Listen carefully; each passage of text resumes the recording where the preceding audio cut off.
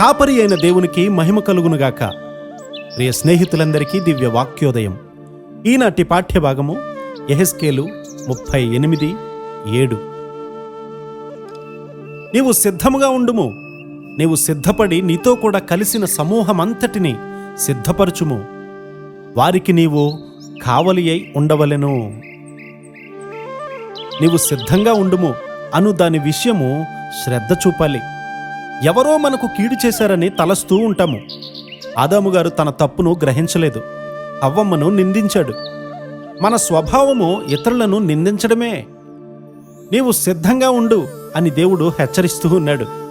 యవనస్తుడా, ప్రవక్త వలె ఉండడానికి నిన్ను నీవు సిద్ధపరుచుకో. బాప్తిస్మమిచ్చు యోహాను గారు తనను తాను సిద్ధపరుచుకుంటూ ఉన్నాడు. ఆయన సిద్ధపాటు స్థలంగా అరణ్యాన్ని ఎంచుకోవడం ఆశ్చర్యం. ఒక క్రైస్తవుడు అనేక రకాలుగా ఉండడానికి సిద్ధపడాలి. బాప్తిస్మమిచ్చు యోహాను గారు దేవుని వ్యాఖ్యానకర్తగా సిద్ధపరుచుకున్నాడు. ఒకరు చేసే అతి గొప్ప పని తనను తాను సిద్ధపరుచుకోవడమే. ఫరోకు నిన్ను దేవునిగా చేసేదను అని చెప్పడంలో అర్థం ఏమిటి అని మనం ఆలోచన చేస్తే, నీవు పలికే మాటలు ప్రవచనాల వలె నెరవేర్చబడును. అదే ప్రవచనాత్మ. ప్రవచనాత్మ ఉండాలి అనంటే నిన్ను నీవు ఖాళీ చేసుకోవాలి. బాప్తిస్మమిచ్చు యోహాను గారు తనను తాను రిక్తునిగా చేసుకున్నాడు. మిడతలు, అడవి తేనె ఆహారంగా తీసుకున్నాడు. అలాంటి సామాన్యమైనటువంటి ఆహారాన్ని భుజించినా కూడా ఆత్మలో బలశాలిగా ఉన్నాడు. మనమైతే ఎంత తినాలి, రుచికరమైన ఆహారం ఉందా లేదా అని మాత్రమే ఆలోచిస్తూ ఉంటాము. మంచి మంచి పదార్థాలను తినలేని ఒక స్థలానికి బాప్తిస్మమిచ్చు యోహాను గారు వెళ్ళాడు. నీవు సిద్ధంగా ఉండు, నీవు సిద్ధపడి నీతో కూడా కలిసిన సమూహం అంతటినీ సిద్ధపరచుము.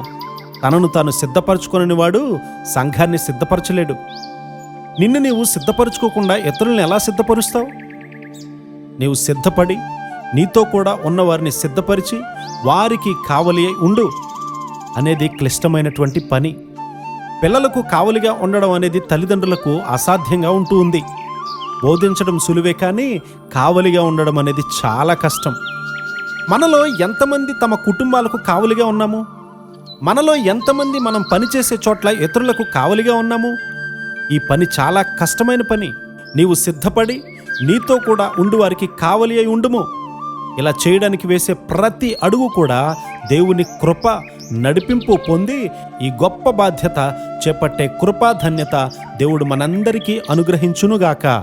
ఆమేన్.